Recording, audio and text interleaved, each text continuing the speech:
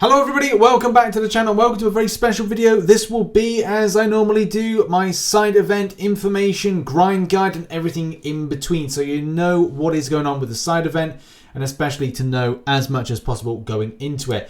Something to bear in mind, there is a current issue that is centered around the gamma. Now, if you go in game, you will notice that there's no gamma being shown in Cavalier. And if you go into Uncollected, apparently you're accumulating the amount of gamma that is associated with Cavalier in Uncollected. It's a bit of a mind melt at the moment, but what we're going to do is we are going to stick to the facts and the facts that we know based off several different things, like the amount that's being stipulated by Kabam that you can earn. And therefore, we're going to talk about like the best ways to get it, separate it out into grinds for those that are Cavalier and Uncollected in a nice little spreadsheet, so you can go to that section if I've time coded it. But yeah, this is going to be one of those grind guide, helpful videos that give you all the information you need to know as players. Also, I want to give a shout out to Dan of Frontline MCOC. Link is in the description to his site. As you know, he's my co-host of the Contest Round podcast. He actually gave me some information I'm going to be putting into this video, and he will be doing a written version of this, so make sure that you have this as your homepage for all your MCOC information needs. Getting started on where to go. Now, at the moment, the shadow-based raids, you can only go in once in one difficulty, once per day. So it's all on ones, one difficulty, once per day, you can go into this. You can't go in and do more. I will be doing a video talking about this as well as the route mechanic. You can't go in more than once. I went and did legendary. It wasn't too bad. I actually kind of rate this one, especially with utilization of champions like Warlock was pretty good against all those mutants. Having Archangel was pretty good against all those mutants as well. Doctor Doom, in order to suppress things like the route mechanic, it's kind of crappy, and I feel that the usage of like unblockable SP1s that power control could be quite effective, like Doctor Doom. Even Warlock's got power control, and many others as well. Maybe even class advantage could be very effective against this, and especially against mutants in general who, you know, attacks are usually quite good, and it's class advantage. Also, do bear in mind, Kabam have rolled out, if you spend gamma, you get decent stuff. And even though they did actually put out in some of the publications that they would be doing a 5-star Awakening Gem Crystal, they're actually doing a generic, which is so much better. So props to Kabam on that one. Thank God for doing that.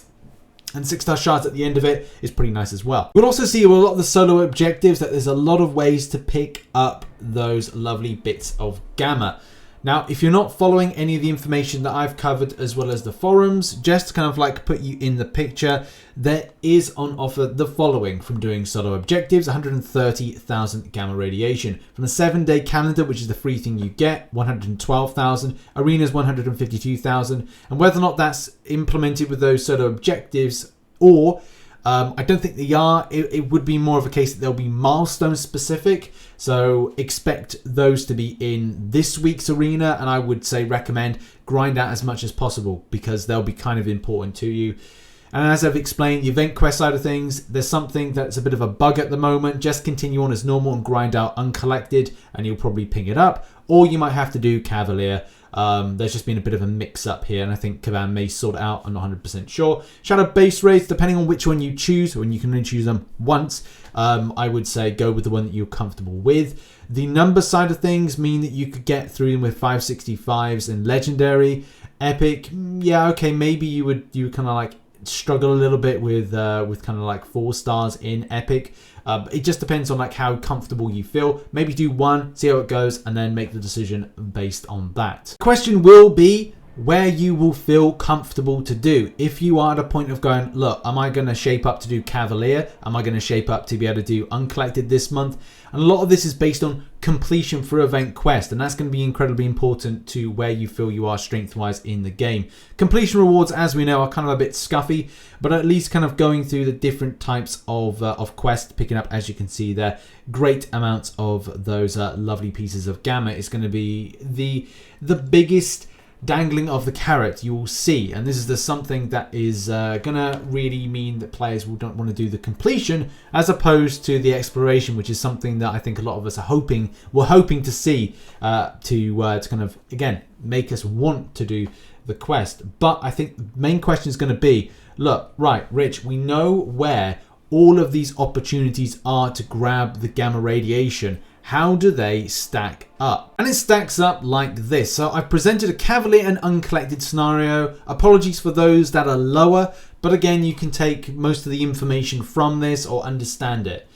First of all, on offer gamma wise, there is a huge amount, but it's not specific. I can't say. Unfortunately, if I did a sum and kind of went calculators together and went, oh, 2,380,000 gamma. No, you can't get that, and you can't do that because you can only do those shadow base raids once, and that's the issue. That's going to give you the numbers that you will see on screen. So yeah, all those different things have then been ported over, and I've done it in a certain way that if you are uncollected, which I think a lot of my audience are, it gives you an idea of where you're at. And I'll briefly talk about like lower ones in a moment, but here's the facts. First of all, starting off with Cavalier, 1.9 mil available, providing you do all the areas, solo objectives, special calendar, arena, event quest, hard, master, uncollected, and Cavalier, which isn't great, especially to kind of want and desire to do the lower stuff. But a completion, I suppose, is a completion, and it's not too much of a tax on the player. And yes, if you do all the legendary shadow-based raids, you're able to get 850k, giving you a 1.9 mil. And again, do bear in mind, as Dan very kindly got together, there is 2.4 million gamma of purchasable items in the Joe Fixit store, which we'll have a look at in a minute. An uncollected scenario is that doing all the stuff, except for Cavalier difficulty, and as well stipulating doing the shadow base rate of the epic, is giving you 950k, and that's going to be the biggest point that you have to make that decision of making that jump up if you think that you're able to do it. But that's down to a player perspective. I can't say you will be ready to do it. It's like saying the other week, was I ready to do Abyss? No, but I did Abyss, so I kind of didn't know if I was going to be ready to do it, and I did it. Maybe I should have done it a lot sooner. But in any case, whatever. The fact is, look, those are what are available to you, and as well, if you're lower than that, you may feel a little bit disappointed with the amount of gamma that you can gather. But I guess this is the point of you starting to make that progression with your roster and MCOC career, which sounds so weird to say, an MCOC career, but it does feel like a job at times, just to kind of like get all this stuff together, or kind of like grind all this stuff as well for players. So Joe Fixit store, we've got all that knowledge now. Now we know, and the question is where to spend it. Over in the store where there is Fixit's fine goods, there is a plethora. There's a smorgasbord of various different nice and tasty items. I'll probably do a video about like what I feel is the best things to buy. It is good to see that there's more of an easier way to buy the tier 5 class catalyst fragment crystals, which is great. And as well, all the other lovely stuff that is there as well, from tier 2 alpha, 5-star shards, 6-star shards. It's all there. It's all tasty. It doesn't increase as you buy it. And as well, there's lower and helpful stuff as well. But as I said, I'm not going to go over what I think to be good buys for this, because this will be things that are specific to players. I'll try and do a video on it, what I think would be the best things to buy.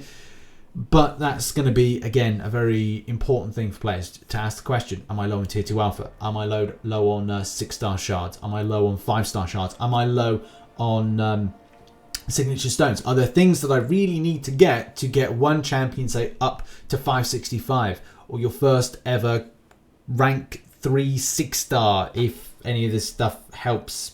You might be close. And as well, with Cyber Weekend coming up, it could be more of a good opportunity to go and grab some of this stuff.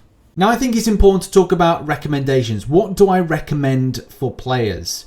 Well, if you are struggling with ideas of what to do, what to assign yourself, it is important to grind a little bit more on the game this month.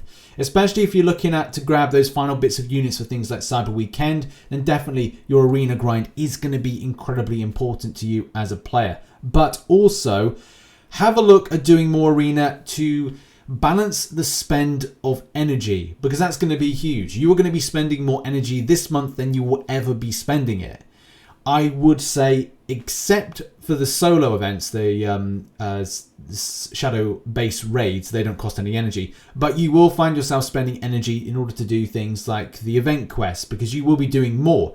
You will more than likely be doing things like hard, masked, uncollected, and if you're Cavalier, cavalier to grab all of that stuff. And yeah, I don't know if Kabam will give you as much energy this month as they have done in previous months, so look to spend it wisely whenever you get it. So that's going to be a thing. A little bit of arena grind will be fine this weekend, as you'll need to grab it for either milestones with Gamma, or if they're put into objectives, and as well solo objectives as well, smashing it out at the same time. Use that as a win-win situation. I would also recommend looking over what you require for your roster. Whatever you're low on, tier 2 alpha, 5-star shards, 6-star shards, if you're looking to save up for apocalypse crystals at the end of the year, so like December, early December time, and you want to like do a few spins, then it's important to assign the spend to the 6-star shards, and as well maybe rank up materials if you're that low. And the same thing could be for like prepping for something like Abyss of Legends or doing some difficult content. Then prepare adequately for these kind of things. And finally, when it comes to shadow base raids, always look at the most easiest day possible. Now, I actually found this one quite easy. I didn't drop a revive, played it quite easy. I thought this was fun. The root side of things is annoying, as I will be talking about in another video, which will just be like mutant side event or mutant shadow base raids, and just like a thought on root. Just FYI, I don't know if it's overly needed, and it's kind of weird, and yeah, it doesn't allow you to get the full movement or understanding that kind of element of movement and swipe. It's like you swipe to evade special attacks and you flow with the movement, then you're not like flowing so much, and the routing side of things is literally just a bit weird. I'm sure players could get used to it, but at the same time it puts a new dynamic to the way that you play and how we've played for 5 years. That's kind of like, did we ask for this? Did we need this? And this is odd, but yeah, feedback is on the forums. But that's the thing. Assign different day to different champions. I will hopefully each per day try to do a video on the new side event and see what the shadow base raid is like. And it will go class specific, except for one day, which will probably be a randomized day. Either way, the mutant one's pretty easy. Corvus Glaive, Warlock, Archangel, Doctor Doom, they do the business. You could put a synergy group together and smash the heck out of it, or you can just like use like 5 random champions together that you know are your strongest, and that could be really helpful and actually make the content easier. But yeah, there could be easy days for you to grind on the legendary, but I think the mutant's actually a pretty easy day, to be honest. In any case, that has been the video. We've gone in deep on these type of things for the acquisition of gamma radiation, some top tips of what I recommend. And as well, do bear in mind, if you don't feel that you're up to that point of getting the amount of gamma that others are getting, then it may be a case of looking at your next progression, especially when things like this happen. Don't be discouraged, because events like this will come about from time to time. But very much good luck to you in the grind this month. And remember, do those arenas as well. Don't shy away from arena this month, especially when there's milestones that could be giving out a decent amount of those very, very lovely gamma radiation. As I said, it may be a case they're in the solo objectives. There are some mentions of it, but it's kind of weird to kind of go like, oh, let's put it all in just one thing. But I could be wrong on that one. In any case, thank you very much for watching this video. Check out some recent content up there, and I'll see you all very soon. Bye-bye for now.